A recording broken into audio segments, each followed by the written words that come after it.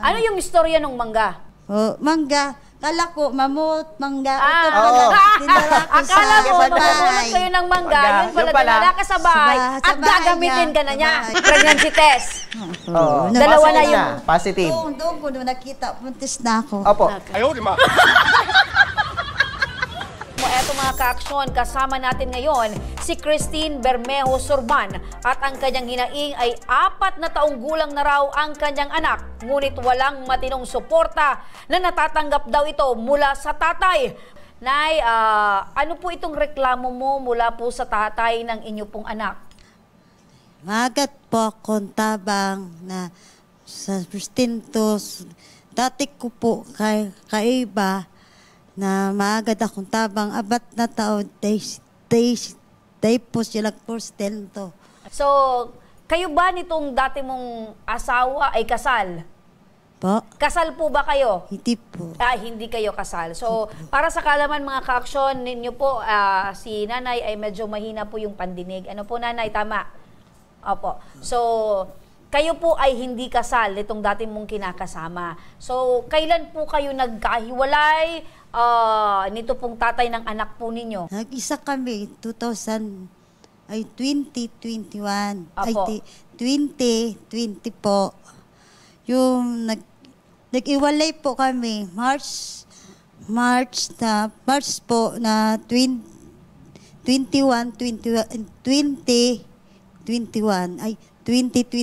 po. Okay. So, kayo ay nagsama taong 2020, nagkahiwalay po kayo 2021. 2021 po. Okay. So, ibig sabihin, mag-isa nyo na pong inalagaan, pinalaki yung anak po ninyo simula nung 2021. Opo. Okay. So, bakit po kayo nagkahiwalay nitong dating mong kinakasama? Di po yung yung pamilya niya, sulsulan siya. Tapos, yung yung nagsunod po siya. Sabi daw yung pamilya niya, mag-iiwalay na po, mag-iiwalay daw kami. Sabi kang pamilya niya. Noon po, yung nag-away kami, yung bayaw niya, yung Pontes ako. Noon, nung Pontes po, na nag-away kami, galing ako sa Mario, sabi sa akin na... Ganito, sino yung tinatawag na Bibi Rungaw? Ikaw?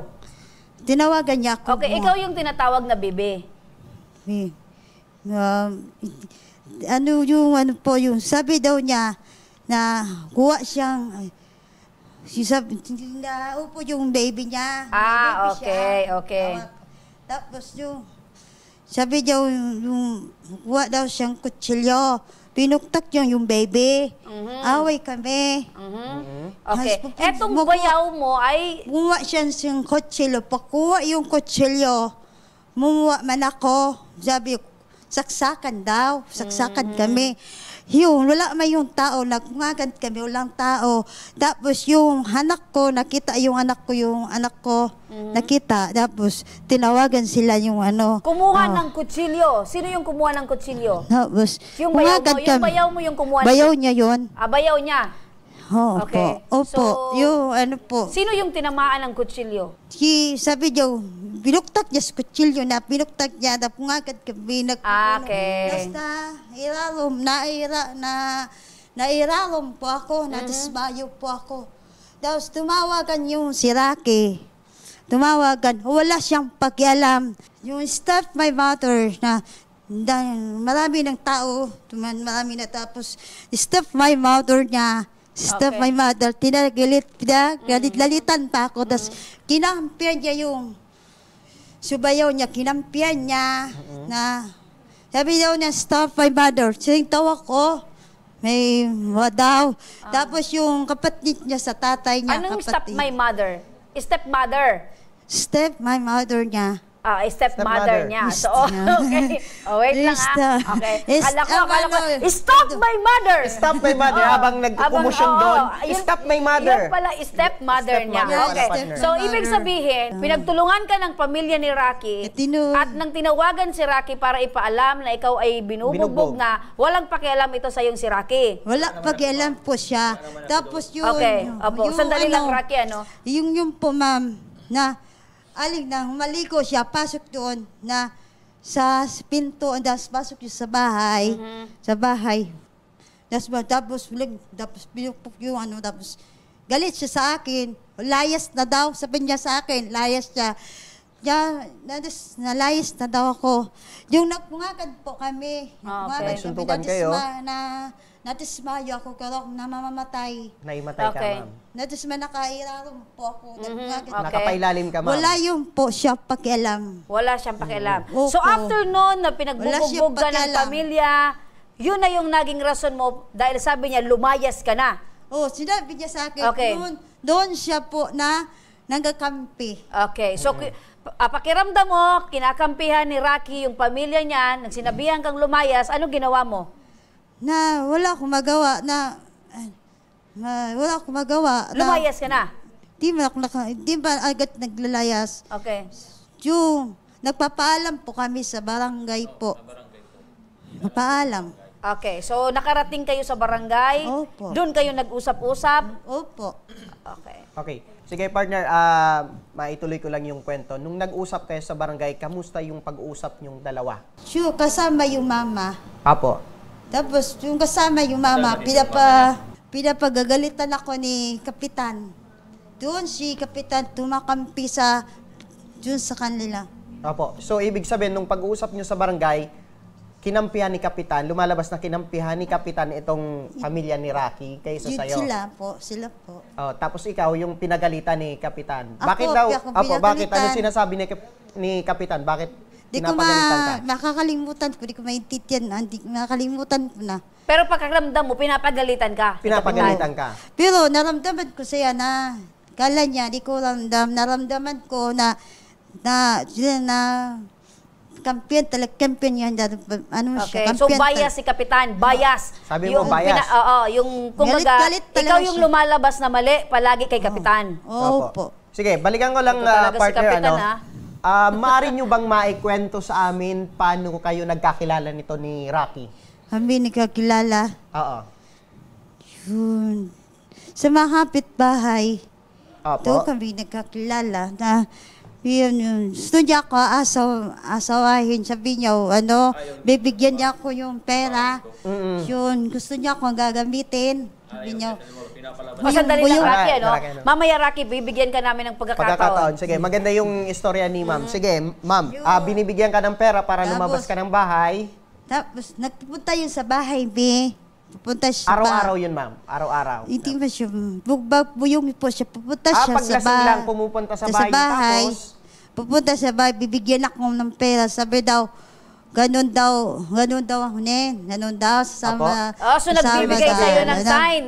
Paanong sign daw yun? Paano yung sign, ma'am? Punta daw sa likod, tapos bibigyan akong pera. Tapos? Sabi daw, asawahin na daw niya. So, ayaw ko. Pero parang may ginaganyan ka sa ayaw ko, di ko man ginawa yun. Nagsasign sa'yo itong si Rocky nang gusto ka niya asawahin. Hindi ko man kinuha yung pera.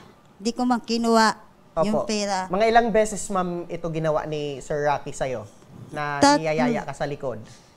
4 pieces ni Hawa. 3-4 na beses. 3-4 na beses. Nasa magkano naman yung pera tapos yung sa'yo? tumadaan siya, tapos tumadaan siya na, pumunta daw sa bahay. Noong bagyo, kala ko, yung noong bagyo na naglipat kami, yung bagyo, na sa mga pag-anak niya. Opo, nag-evacuate kayo ng bagyo. Yung bagyo na, nung alas 12 po, na alas 12, lumabas kami sa bahay ng pinsan niya, pag alas 12 kala ko, tapos dinakda niya ako sa mamurot daw mangga. Kala ko, mamurot ang istorya ng mangga.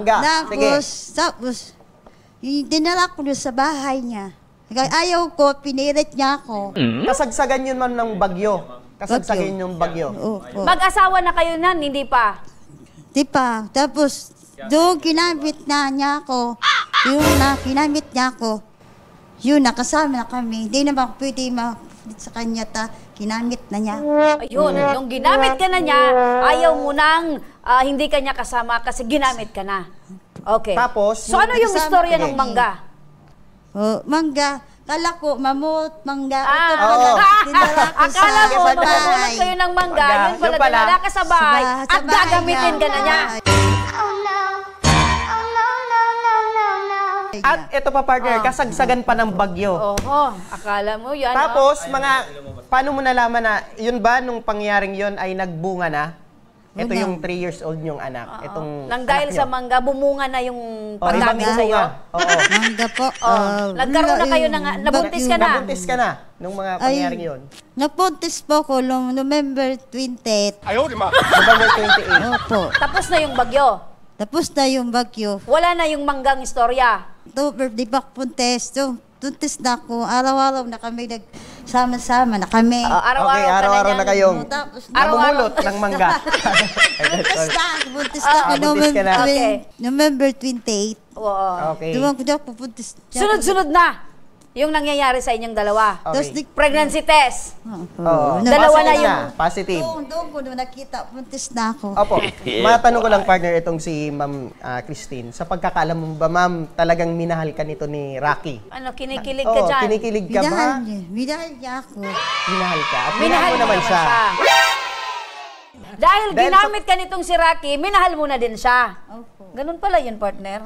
Mauna pala yung... Mauna yung gamit, gagamitin mo muna bago mo mararamdaman yung yung pagmamahal. pagmamahal. Sa kanya yun, partner. Apo. Wala tayong pakialam dyan. Sige. Okay. Tapos, paano yung istorya naman na naghiwalay na kayong dalawa? Na napagdesisyonan mo na maghiwalay na kayong dalawa? Sa mga pamilya niya, Yun mga nga. doon na nga. kapatid. Oo. Sa pamilya. So naramdaman mo na parang Naramdam- walang pakialam si Rocky sa'yo dahil Opo. yung pamilya niya, pinaghihiwalay talaga kayo dahil Yun, hindi oo. ka gusto ng pamilya Opo. niya. Di palayas ako dahil sa mga palayas na daw, So, ibig- maripok daw ako. Oo, Kaya okay. yung naglilihi po ako. Naglilihi.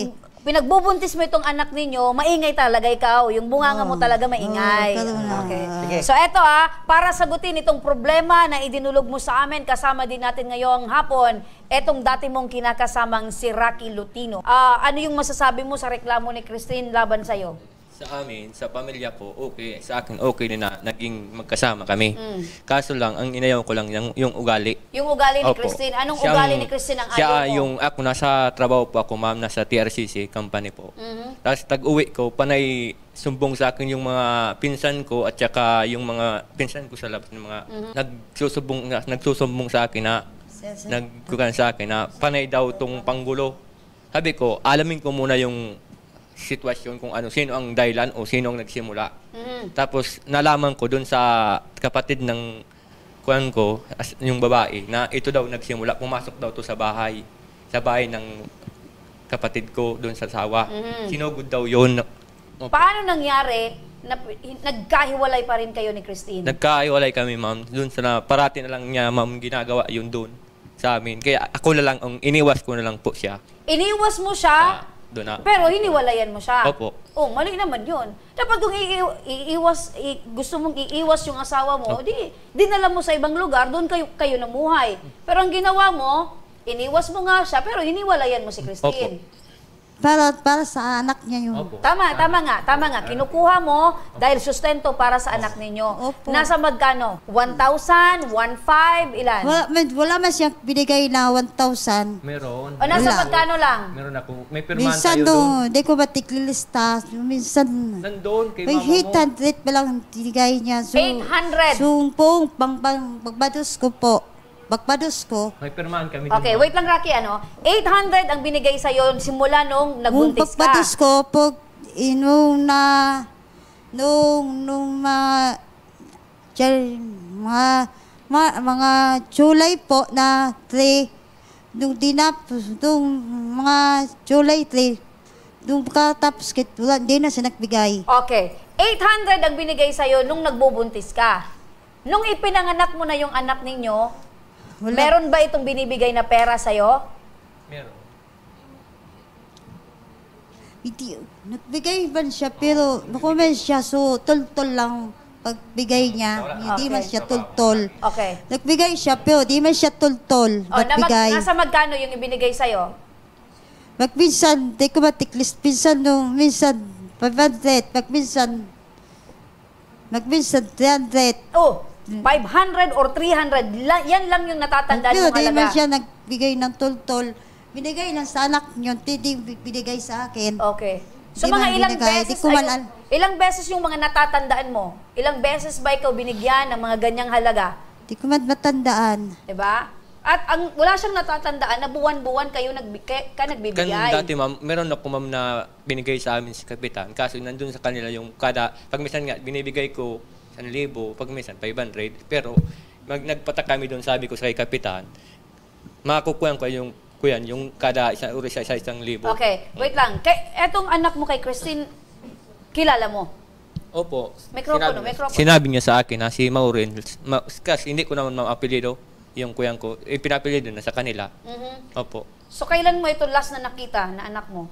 Nakita ko na, ngayon lang ko naman nakita kasi ma'am, stay na ako ma'am sa trabaho. Okay. Pinapangalagaan Kilala ka ko ba yun. ng anak mo? Opo.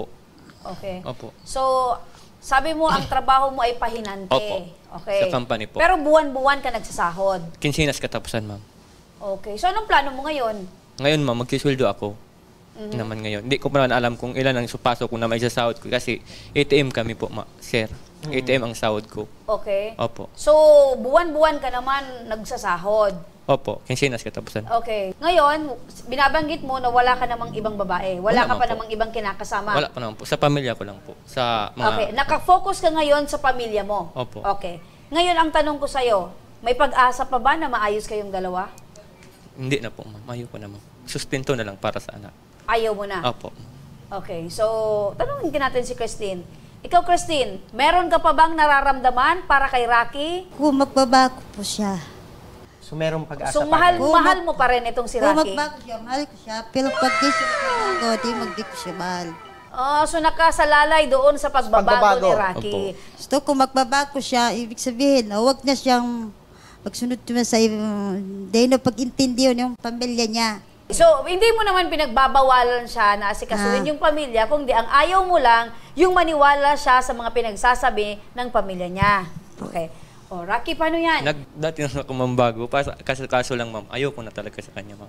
Ang gusto ko lang, dapat daw, bigyan ko daw yung anak kasi para pagtanda, Okay. makilala ko. Last question ko, Rocky, sa'yo. Dahil mahal ka pa ditong si Christine, wala na ba talagang chance Wala naman na po, kayo ay magsama muli para sa mga anak na lang? Sa anak, makakapagbigay. Pero sa pagsama, ayoko na. So, okay na sa'yo, ganyan na lang ikaw mo. Opo. Baka meron ka ng iba? Wala man, ma'am. Kahit kanong mo, ma'am, sa trabaho namin. Sa mga So, hindi mo na muli isasama si Christine sa manggahan para magpulot ng mangga? Hindi man, ma'am. Yung katotoong sinasabi niya, ma'am. Kasama ko yung mga pinsan ko. Hindi mo, ma'am, sa pagbiro na nasa TV tayo ngayon kasi seryoso ang sinasabi ko. Kaya, yun, kaya ayaw niya lumabas. Para nakakaya sa... Ayaw ko na isabi sa mga ginawa niya na hindi siya lumabas Mikropono. Hindi siya lumabas sa bahay. So, binabanggit mo, mali yung kwento niya patungkol Opo, sa mangga. opo. Pero inaamin ko, may anak kami.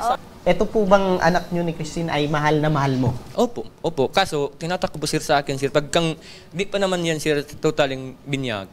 Kasi, bibinyagan ko na yan. Ako pa yung naiya sa mga... Bibinyagan mo, hindi ka pare para magbinyag. Di, papabinyagan. Papabinyagan.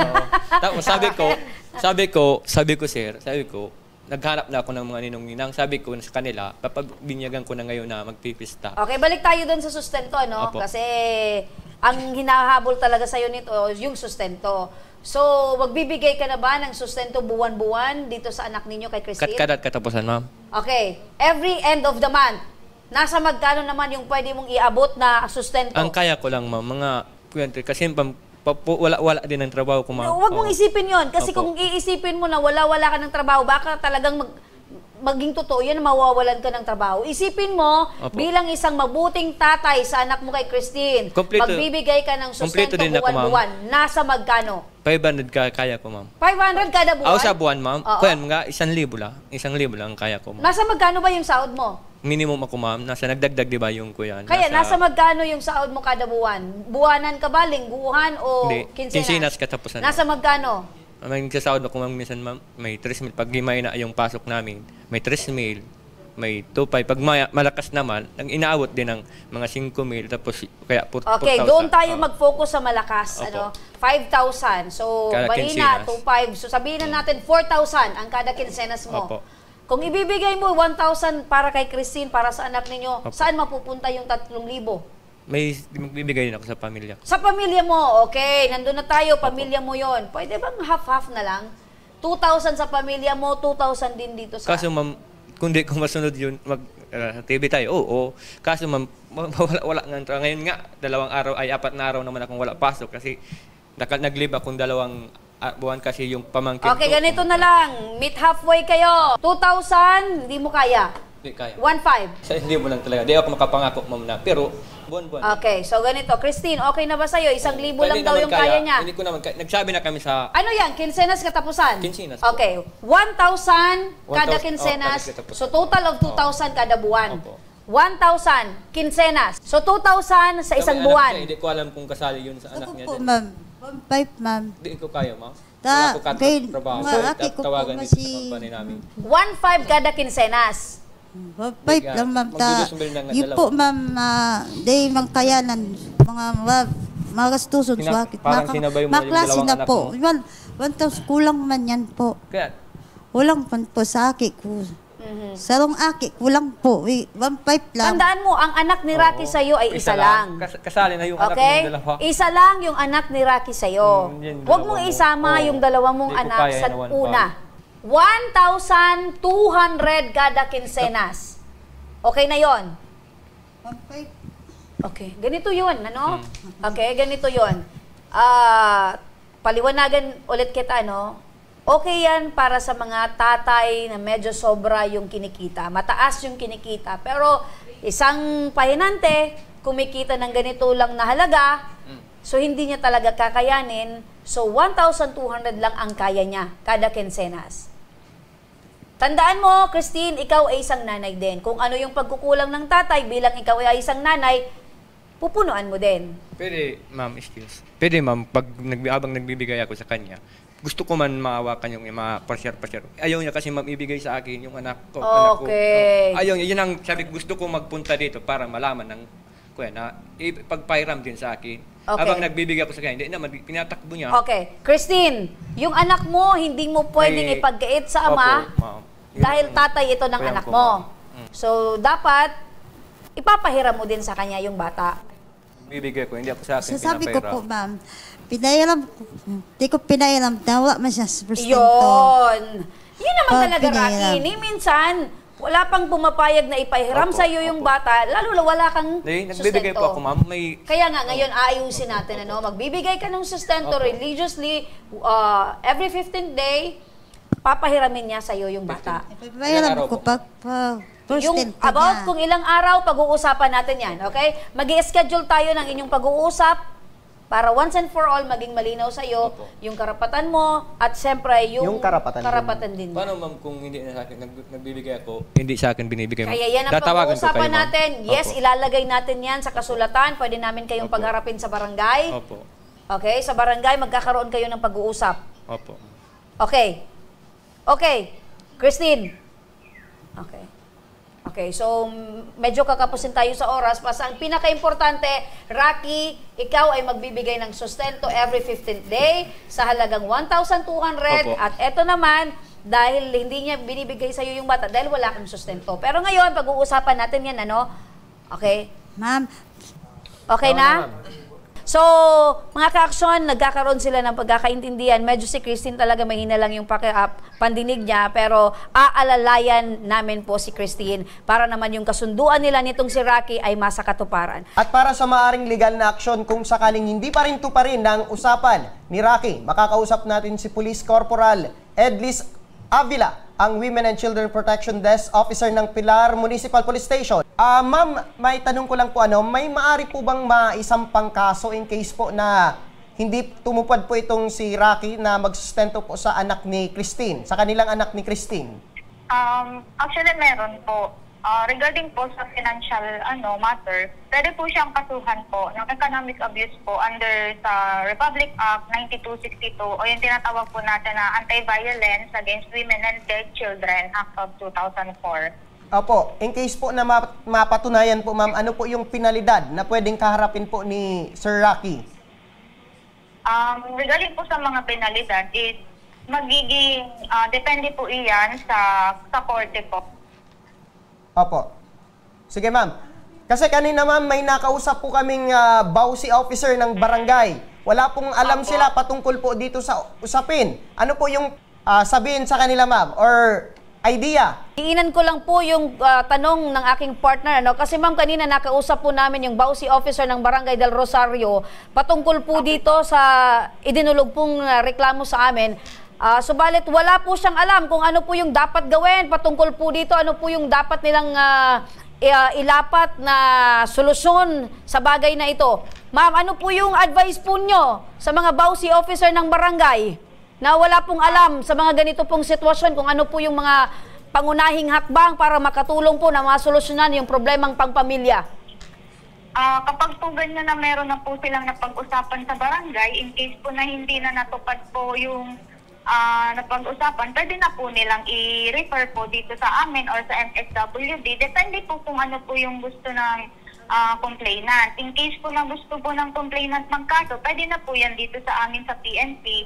Or if gusto naman po makipag-settle or agree ay mapag-usapan po na regarding sa sustento, pwede din po namin samahan din po sa MSWD Pilar. Okay, so ibig sabihin po nito ma'am, pag wala pong alam sa barangay, wag na natin pong sayangin yung oras, iakyat na po natin sa PNP at tutulungan po ninyo para po maiakyat sa kaso.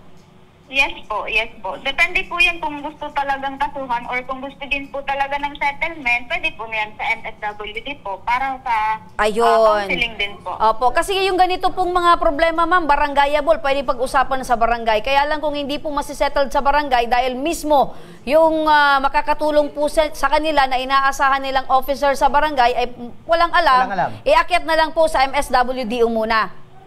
Opo, yes po. Pwede po sila tumawag sa amin, maghingi po ng advice in case hindi po nila alam ang next na step o hakbang na gagawin, or pwede din po sa MS humingi din po ng advice. Opo. Ma'am, nakikinig po ngayon yung tatay po ng bata or yung dating kinakasama ni Christine. Ano po yung maipapayo nyo po sa kanya para hindi na po umantong sa kasuhan?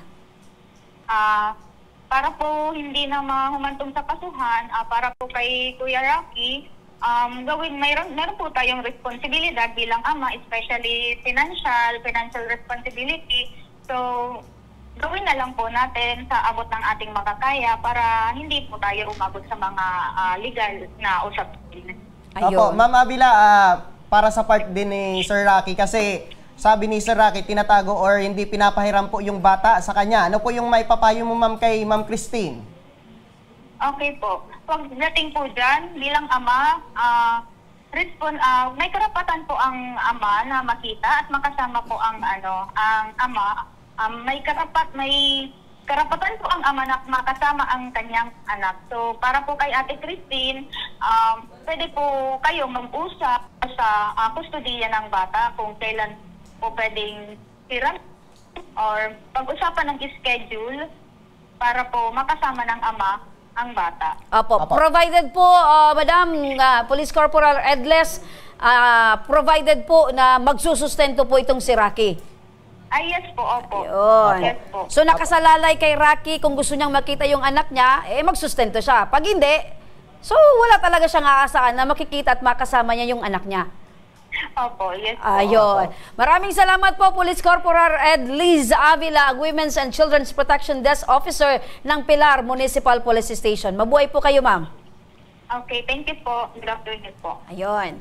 So, Rocky, malinaw sa'yo. Kung gusto mong makasama yung anak mo, makita, magbibigay ka ng sustento.